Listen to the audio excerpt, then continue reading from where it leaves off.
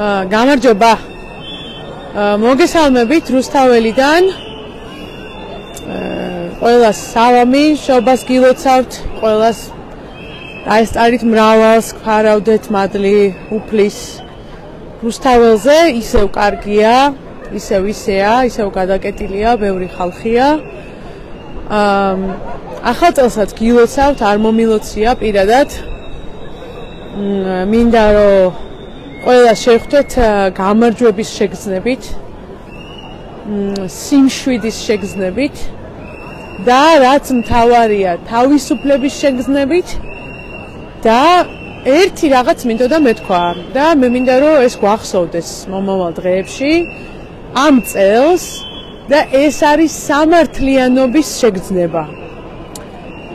აი დღეს ძალიან კარგად გამოჩნდა რომ სამართლიანობის შეგრძნება არ ვიტყვი მოკლა, იმიტომ რომ ვერ მოკლა, მაშინ თუ მოკლა, ესე იგი ვეღარ აღადგენ. სამართლიანობის შეგრძნება დააკნინა, დაჭრა.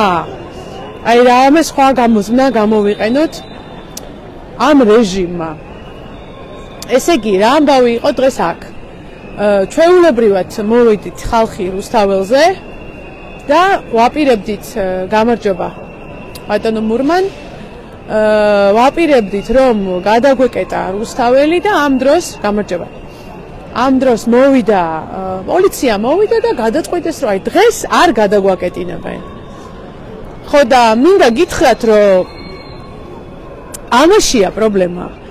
მერე ხალხი ამბობდა, ბევრი დღე იყო ყოფილა მანამდე, როდესაც ნაკლები ხალხი ყოფილა, მაგრამ მაინც გადაგვიკეტია. ხო ხვდებით თქვენ? და ასე იყო საუბარი. იყო საუბარი, გადავკეტოთ, არ გადაკეტოთ, გადაკეტოთ, არ გადაკეტოთ. ამაშია საქმე, ხალხო, რომ ყველა კუთხეში, ყველა კუნძულში გამოჩნდება, რომ სამართლიანობის შეგრძნება გვაქვს წართმეული ჩვენ არჩევნებთან ერთად, კი არა და არჩევნების გარდა ესეც წაგვართმეს. იმიტომ რომ არ შეიძლება ერთი ვიღაც ჩინოვნიკი რომელიც გვიყურებს პანოპტიკონიდან და ამას მე გეტყვით რა არის პანოპტიკონი, აი კამერები რომელიც აქ დაამონტაჟეს უამრავი იქიდან გვიყურებს და ის წვეთს შეიძლება ეს არის ანზორ ჩუბინიძე, შეიძლება ეს არის გომელაური შსს მინისტრი, შეიძლება ეს არის თავად ბიძინა და ის წვეთს ახლა დღეს გადავკეტო თუ ხალხო ესე არ ხდება ნორმალურ ქვეყნებში ჯერ ეს ერთი ამაზე არის რაღაცა წესები, რაღაცა რაოდენობა არის მითითებული. მე შეიძლება ამის გასაჩივრება ნორმალურ ქვეყნებში არსებობს წესი. ეს გადაწყვეტილება გამოდის და მე ის გასაჩივრდება. მიდიხარ სასამართლოში, არის სასამართლო განხილვა და მე ის გასაჩივრდება. არაფერი ეს არა გვაქვს. ანუ სასამართლო ხო არა გვაქვს. აი მე კამერებით ამოიღებენ ვიღაცების ვიდეოებს იღებენ, თურმე იბარებენ მე და აჯარიმებენ ამ 2500 ლარით და 1500 ლარით და სამართლიანობის შეგრძნება გვაქვს წართმეული და ეს მარტო რუსთაველს არ ეხება. ეს ეხება მთლიანად საქართველოს. ახლა რასაც ჩვენ განვიცდით და რასაც ჩვენ დავინახავთ, ავარიები, მკვლელობები, გარჩევები, ეს ყველაფერი ამასთან იქნება დაკავშირებული. იმიტომ რომ არ არის ადგილი, სადაც ჩვენ მივავალთ და სამართლიანობას მოვიპოვებთ. და სამართალს ხო გახსოვთ თქვენ ოთარანთქმის ამბავი ხო ეგ არის რომ ის სამართალს კინის ქალამნებს იცნობს და სამართალს ეძებს. აქცია მოვიდა მორიგი შევხედოთ ეს სავარაუდოდ ეს არის საზოგადოებრივი მაუწყებელი. თან მოვიდა აქცია ახლა ცოტა ხნის წინ მოვიდა ჩემთან ამ კანალ რასიას საზოგადოებრივი მაუწყებლობის ჟურნალისტი. მე მინდა კიდევ ერთხელ გითხრათ, რომ ჟურნალისტებს პირადად საერთოდ არაფერს არ ვერჩი. მაგრამ ეგ ტელევიზია არის გასაუქმებელი. ჩემი საარჩევნო პირობა არის. 150 მილიონი ლარი 4 ტელევიზიას ეყოფა.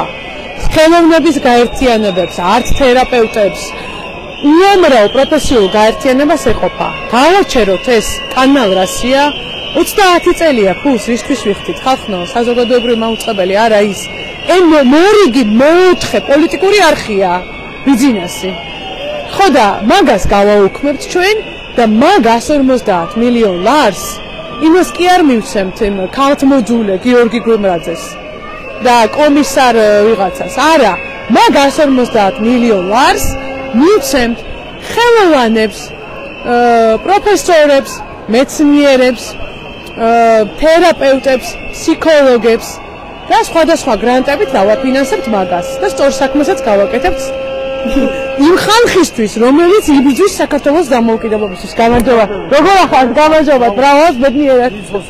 დაიხარ, გამარჯობა, გამარჯობა. დაიხარ, გამარჯობა. ამის თქვა მინდოდა, მოკლედ სამართლიანობის შეგრძნების დაკარგვის ამბავი არის ძალიან მწვავე, ძალიან მგრძნობიარე და ძალიან სერიოზული და მისახედი. დღეს მითხრეს, რომ იმანო, რა ქვია, იუსტიციის საბჭომ გამოაცხადა კონკურსიო უზენაეს სასამართლოში, ანუ ყველაზე გამარჯობა, ყველაზე მაღალი დონის სასამართლოში, რომ ხალხი დანიშნო. დანიშნავენ აბა რა ეხა 15000 ლარია ხელფასი იქ. და რაღაცა ვაკანსიებია და ჩქარა უნდა შეავსოთ, 2 პარასკევი დარჩენიათ. კლანს, 2 პარასკევი დარჩენიათ. დარწმუნებული ვარ, დილას იღვიძებენ და საინფორმაციოს რთავენ, გაიგონ რა ხდება. თვითონ გადარჩნენ. ხო არ გადაყვნენ სააკაშვილს. არც ბუდნიას არ გადაყვებიან, ხალხო, თქვენ ხო არ გონიათ ჩინჩალაძე, მურუსიძე ვინმეს გაყვება ვერტმფრენში სადმე? არა, როგორც მიშას არ გაყვნენ, ისე ამათაც არ გაყვებიან.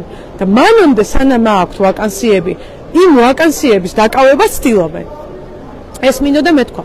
დროებით დღეს 42 დღე არის ამ ყველაფრის. როგორც ყოველთვის აქ ძალიან კარგია რუსთაველზე და დანარჩენი იყოს სხვა, მაგრად ნახვამდის.